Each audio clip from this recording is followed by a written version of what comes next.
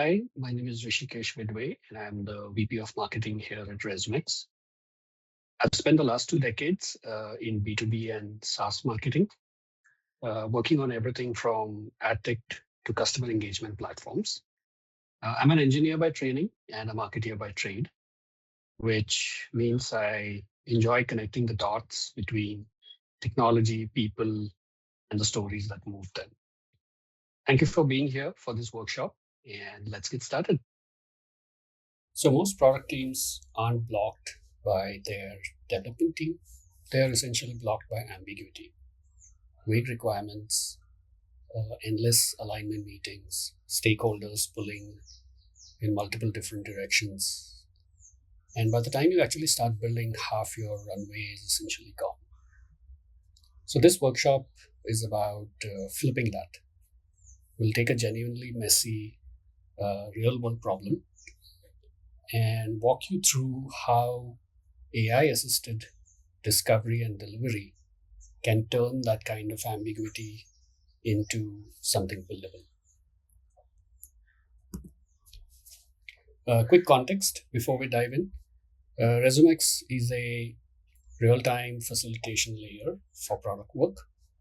Our AI agents handle specific functions like requirement synthesis, testing, compliance, architecting.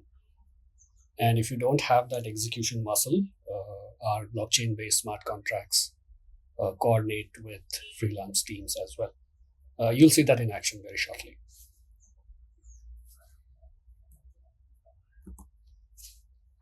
Three quick things to set expectations. First, this is a live walkthrough of a pre-built product playbook, and I'll explain what this is and how this was built and what this means essentially. Second, if you're a product leader who's staring at very vague requirements, or a consultant running discovery, or a team being measured on outcomes rather than effort, then this session is for you. And third, why this makes sense now. See, organizations are essentially drowning in ambiguous requirements and alignment meetings while the stakes keep rising. So faster clarity has essentially become a competitive advantage. Three things you'll walk away with by the end of this session. A repeatable way to structure complex problems, hands-on practice using conversational AI to build and interview your own personas, and a new mental model for turning complexity into buildable clarity. Okay, let's get to the case. Essentially, ACNA is a large healthcare insurer based in the US, and it recently reached a settlement for a class action suit worth $2.8 billion. This settlement was essentially reached with its larger customers called qualified national accounts. This entire settlement has complex eligibility rules and legal, operational, and financial layers are all tangled together. Fun fact, about $800 million of this settlement essentially goes to the lawyers. There's also an oversight committee that monitors compliance, calculates payouts, reviews claims. And here's the interesting fact. They are not actually affecting any outcomes. They are just sorting and checking validity information. In most organizations, a problem like this triggers weeks, if not months, of discovery workshops, conflicting inputs, endless documentation, and at the end, there is still misalignment. To make this concrete, we'll anchor on one application called FirstPass. FirstPass is an AI-enabled pre-validation layer that sits between the claimants and the settlement authority. Claimants upload documents for their share of the settlement. FirstPass checks for completeness, it flags gaps, and it guides them to fixing things before submission. The outcomes, less verification, or rather less manual verification, faster processing, and better quality of claims reaching the reviewers, and a much better experience for the claimants as well. The biggest shift, though, here is that humans will stop checking claims and sorting through information and documents and focus most of their time deciding outcomes. This is the live part. This is where I will show you how the Rezoomex platform accelerates requirement synthesis and decision making using AI. And we'll also look at some of the structured ways to essentially create personas, customer journeys, events, user stories, etc. Okay, so this is where we would start looking at some of the requirement synthesis that we would do. Before we kind of deep dive into this, I'd like to take a moment to sort of explain the interface that you're seeing here. The main panel essentially is just like any other GPT tool that you may be using. The panel on the left are essentially agents that are purpose built to do one specific thing, and they are arranged here in a specific order. This order essentially is the same, uh, or this order reflects the way you would approach creating a PRD document and going through the process of getting started with your product build. You see multiple agents over here, so let me quickly give you a quick overview of what each of them does. So, Idea Smith is essentially where you would start having a freewheeling conversation with an AI agent about your requirement or your idea. Idea Smith helps you explore the idea from all different angles and perspectives, and essentially helps you avoid any blind spots, so to speak. The next one would be Vision Master, where you would create an elevator pitch, you would create a product description, you would give your idea or if it's a requirement a name. The next one is Diverge, where you would again have freewheeling conversations, but a little bit more specific around what you would like to build, or rather what is synthesized from Idea Smith as well. Deep Diver is when you would start looking at some of the questions that Diverge generated and start answering more, or start giving more pertinent answers to those questions. So essentially, what you're doing is you're diving deep into one specific consideration, or a few specific considerations of your application. The next is Affinity Mapper. Affinity Mapper helps you build affinity groups between some of the feature list that you so far have derived from all the other agents. And the next one is Persona Builder, where you would actually build personas that would interact with the application. Architectus is where you would build a system architecture. Schema Builder is again, the schema of the database of the application that you're going to use. JTBD is the very famous jobs to be done framework. It essentially helps you identify the jobs that a specific persona is going to accomplish using the application. Event Stormer helps you identify the events as and how they would happen in the application for a specific persona, and how these events would sort of combine into forming a user journey for a specific persona. Next, we would skip requirements wizard for now, but we would let's continue on to story crafter enhancer, which would essentially craft or build user stories for that persona, and then depending on whether that user story is too broad or too large, or an epic, it would help you craft, sort of decompose it further down into actual user stories. The next one would be test cases, where you would build test cases and test data for specific user stories. One of the most what you would say, stated agents of this particular platform is the lean canvas paintbrush. So if you're a business user, or if you're a an entity who's stakeholder facing. The lean canvas paintbrush essentially helps you understand the application from an external world's point of view. So it helps you identify who your specific competitors may be. It helps you identify what kind of revenue models you can explore, the business cases that you can actually pursue. The Enviro Assist is, of course, again a very technical entity or an agent which helps you identify the environment needed for you to build and run your application. Okay, so that's a quick overview of all the agents. As you can see over here, you already see some data that has been produced. In the interest of time, we've actually gone ahead through some of the bots over here till about Story Crafter. Okay, so now that we've gone through the list of agents, let's also look at something called as the Product Playbook, right? So that is accessible through this top right corner here. So the Product Playbook essentially is a structured memory of everything that you've been able to create through the interface, right? So it is a collection of all the artifacts that you have. It lists all the personas. It shows you what the product description is, what the elevator pitch is, what the vision is. You can also see what kind of architecture you were able to build. So it essentially serves as a single source of truth for all the entities that are involved in making or building this application.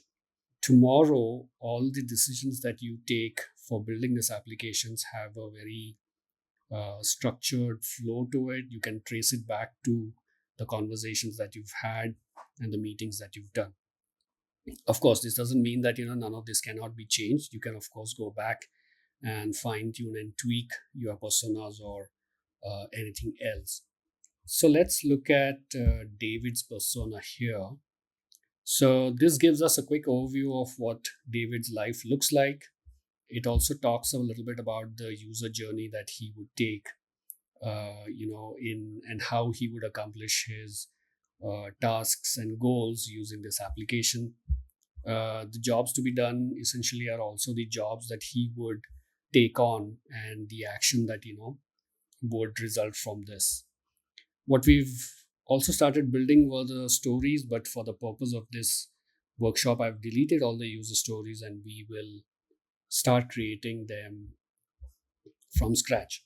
So at this point, I'd also like to show you what the experts are. So the experts are essentially uh, the same personas, but you can actually have conversations with them, right? So in traditional software development, or when the PRD is being generated, all these personas get documented in some Word document or in a PowerPoint presentation, only to be never revisited again. And what we are trying to avoid is exactly that. At any point of time, if the market changes, if the business model changes, the personas will change, and we would like you to sort of revisit them and retool your application to suit the new personas. At any given point of time, if the development team has questions about a persona, they can actually come back here, have conversations with these personas again. And at this point, I would also like to tell you that none of this information is just AI, right? It is actually AI plus human experts. So we have Rezoomex certified mentors who are essentially product coaches or very experienced product coaches who work with our clients to help them zero in on what exactly they should build based on their goals. What this does is it helps you avoid tech debt. It helps you avoid building features that nobody may ever use.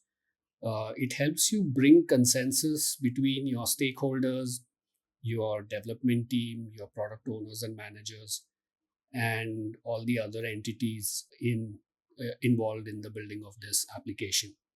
Essentially, all the personas that you see here are built in conjunction with the conversations with them, with AI acting as an enabler.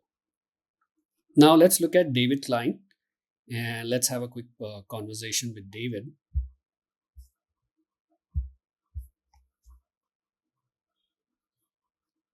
Hi, David. Can you tell me a little bit about yourself? Hello there. I'm David Klein, the Settlement Strategy and Compliance Lead at the American Care Network Association, or ACNA. My role centers on translating Thank settlement you, David. obligations. You're welcome. How can I assist you today? So let's now actually start building a few stories or user stories, and let's have a conversation with David to see how we can, build a user story for something called as a qualified national account. Now, as part of this settlement, qualified national accounts are essentially claimants in the settlement.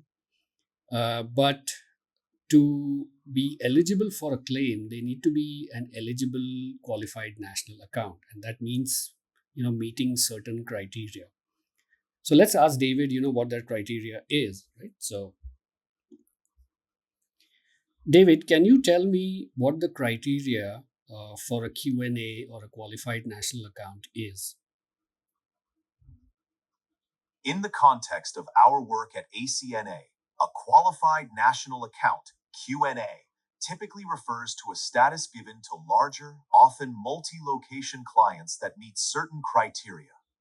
While the specific criteria can vary, they generally include factors such as the volume of business they conduct, the complexity of their needs, and their strategic importance to our network. Can Key you tell consider me what that certain criteria is? Certainly. The criteria for a qualified national account, or QNA, typically include factors like the size of the account, the volume of business they conduct, and their strategic importance to our network. While specifics Do can they need vary, to be part of certain business lists or root accounts, something like that? yes, typically, qualification involves being part of certain business lists or fulfilling specific criteria set for national accounts. This could include factors like the volume of business conducted, the strategic importance of the account, or being part of a specific industry sector. Thank you. You're welcome. If you have any more questions or need further clarification, feel free to ask. So we know from the settlement documents that a Q&A needs to be, uh, or rather have operations in more than 4 states, needs to have more than 5,000 employees, and also needs to be part of a list called as the Dun and Bradstreet list and another list called as the Merkle Root Qualified list. So if they satisfy these four conditions, they can be called as a Q&A, right? So let's do a user story where we are one verifying the eligibility of a Q&A, and then we'll see if that is too large a story or uh, is it okay being a user story by itself, right? So David, I'd like to build a story to qualify a Q&A based on the following. They need to have operations across more than 4 states. They need to have more than 5,000 employees. They need to be part of the Dun and Bradstreet list, and they also need to be part of a Merkle qualified root list. Certainly. To qualify a Q&A based on those criteria, the story would go like this. To qualify as a Q&A eligible entity, a business must demonstrate a robust operational footprint. Specifically, they need to have a Thank you. presence. So now we've given this, uh, conversation with David to our story crafter agent, and it has actually come back with a user story called qualifier Q&A via multi-state off plus headcount plus DNV plus Merkle list, right? So now I'm not entirely sure if this is too complex to be one single user story, right? So now let's see if we can actually have conversations with any other experts. So we see Patrick here, who's a product manager.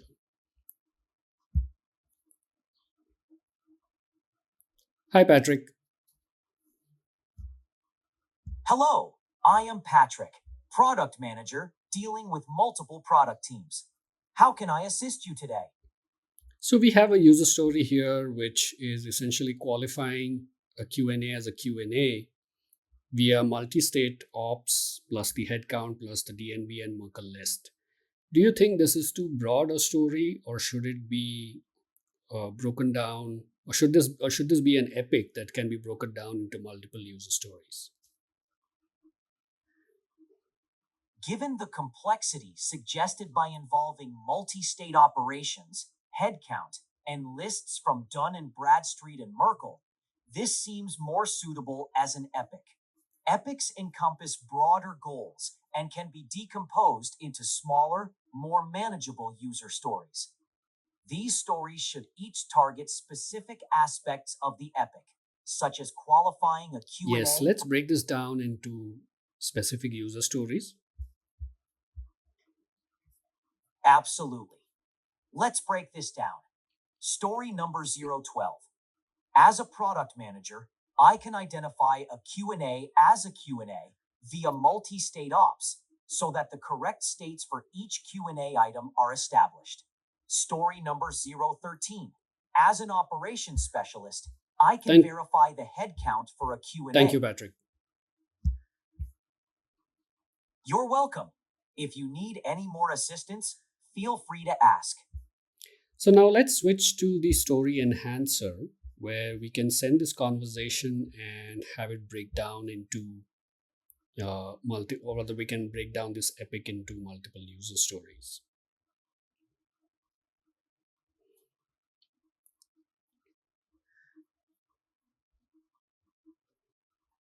Okay. So now that we have a user story and we have, uh, you know, uh, rather we've broken down an epic into multiple user stories. Now we see that it may not be present in the playbook yet because we don't see an icon here which actually says so. So let's ask this to sync it with the playbook. So once in a while you may see that whatever artifacts you create here may not actually sync with the playbook. It's just something that we've been working on, and we'll fix it quite shortly. Agent, can you please sync the playbook?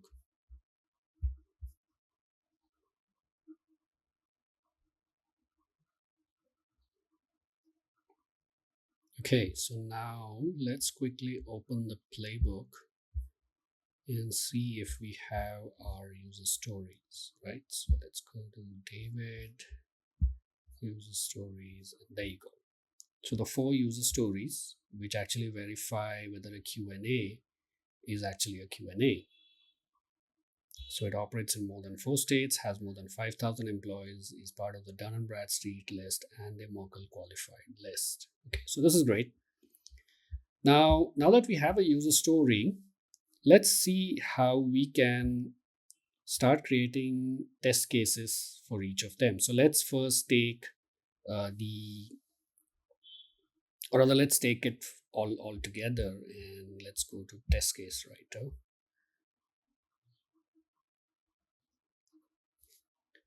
So write detailed test cases including all age and outlier for the enhanced story US 092 US 093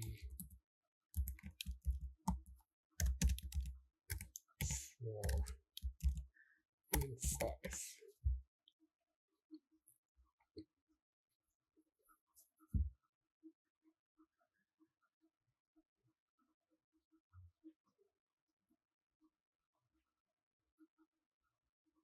Okay, so and you can also see that it's synced with the playbook. So let's just refresh this. Go to user story number this thing, and you see the first acceptance criteria, which it did, though we don't need to look at this. We need to look at the test cases that it's created. Okay, great. Now let's look at, can you create, let me do it through voice. Can you please create the acceptance criteria for each of these test cases?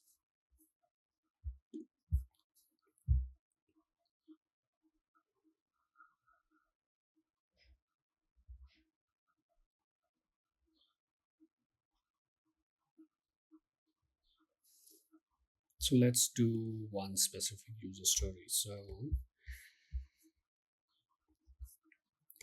let's create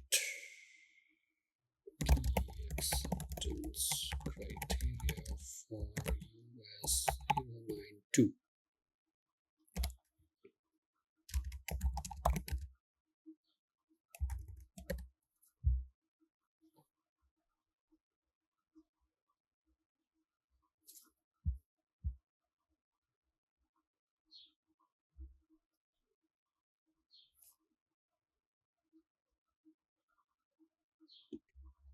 Okay, so it seems I was in the wrong agent asking for it to create an acceptance criteria and some wireframes as well. So I've gone back to the story enhancer agent and asked it to create the acceptance criteria for user story 092. So let's just have a quick look. So we are at 092. Here is the acceptance criteria, and it has also created the UI of what that would look like. It also shows you the HTML and the CSS, and it shows you the test cases. So now let's move to the test data, right? So let's go to test data generator.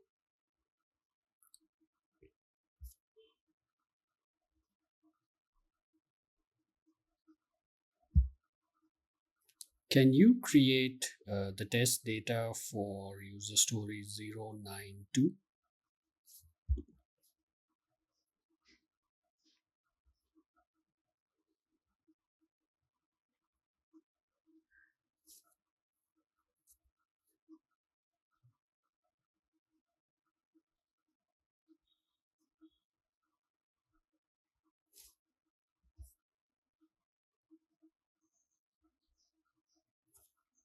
So it's asking us a few questions. Yes and yes.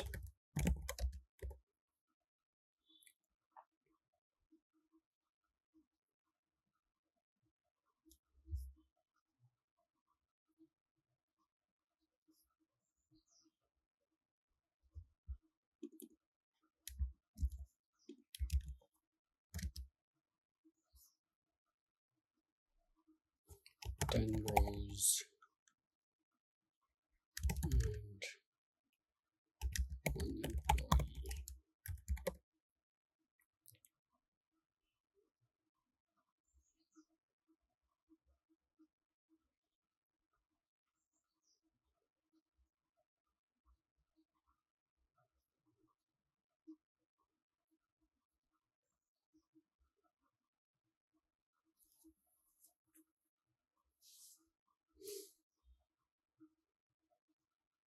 Okay, let's look at test data. There you go. Another key feature that you can also utilize with from the product playbook is schedule meetings with specific expertise. So for instance, let's say you want to do an architecture review. So you can set up a meeting here with the architect and then come back here and you see a meeting has been set up here, right?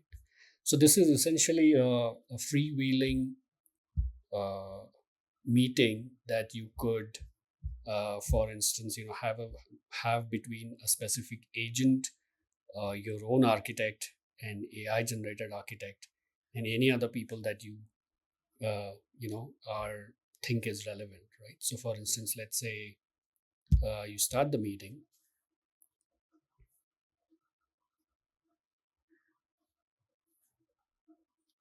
Hi, Archana. We would like to know more about the architect of this particular application. Hello, I am Archana, cool headed software architect. Let's discuss the architecture of First Pass. Since it's a settlement-focused dispute submission and auto-resolution platform, we need to consider a robust architecture that can handle the complexities involved. Let's start by discussing the different layers. 1. Thank you. You're welcome. If you have any more questions or need further clarity. So we are passing this on to architects.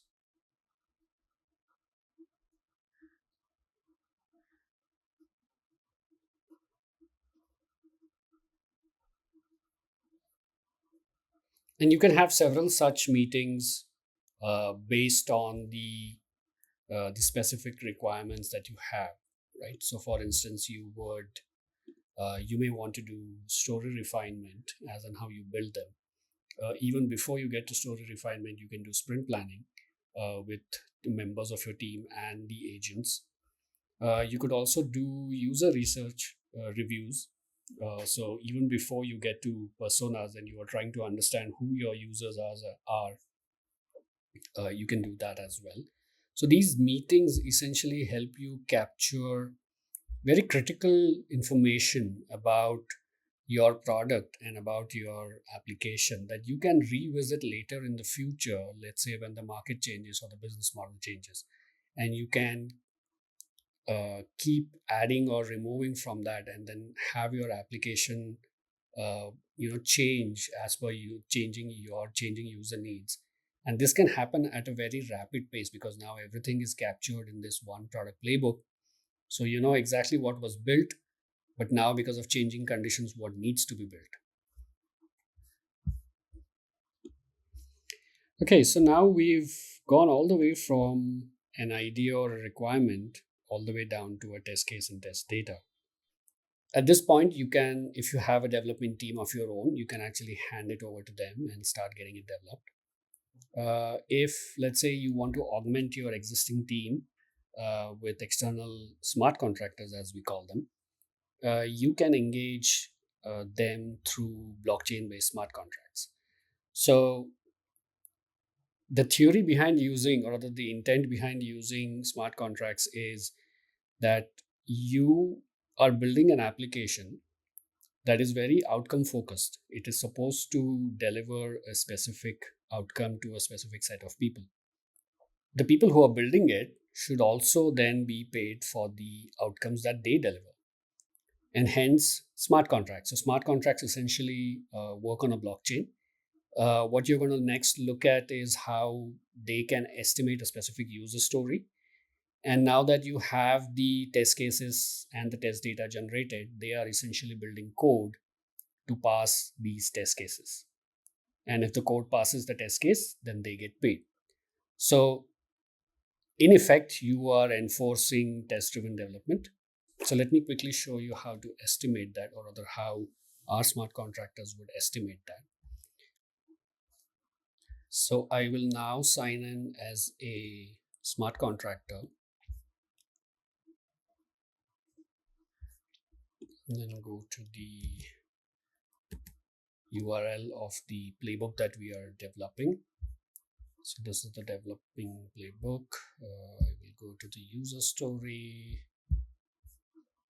We did 092. I'll click on estimate. So let's say I'm a developer. I will take 16 hours to build this. And let's say I will charge $500 for this. My tentative start date is tomorrow, and tentative end date is on Monday. Okay, and I'll say submit estimate. So an estimate is submitted. Okay, now I will come back to our product playbook, go down to persona, go down to the user story, and I see an estimate has been submitted, right? So if there are multiple estimates, you can actually shortlist a couple of them and hand it over to them to start getting it developed. At this point, I'd also like to show you a little bit about the lean canvas. So here we are saying create a lean canvas for my product. And as I stated earlier, this is a very underrated agent, and we see a lot of information, useful information in this, what this can produce, that can actually help you set the path for your application or for your product.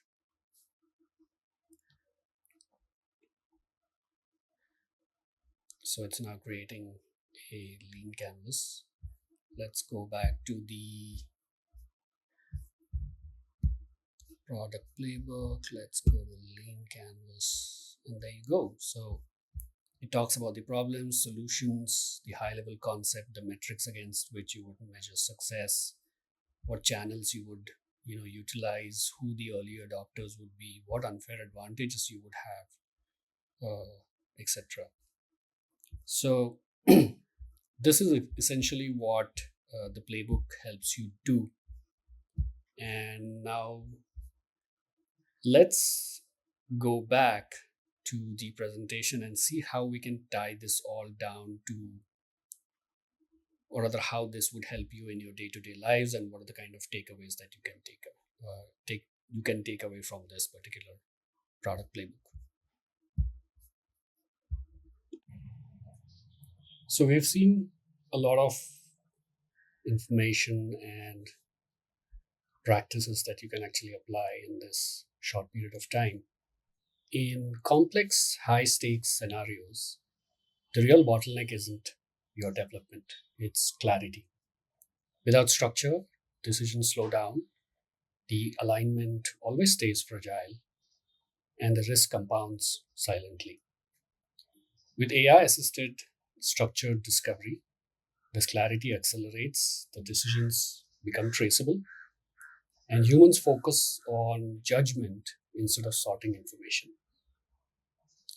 So you can turn your users into interactive thinking partners, apply domain expertise from day zero, and structure decisions before you build.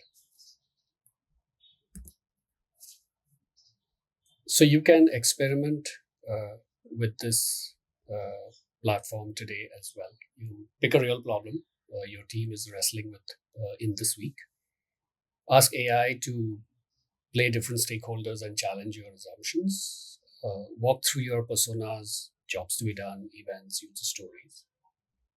I hope you found this workshop useful, and thank you for taking the time to be here today.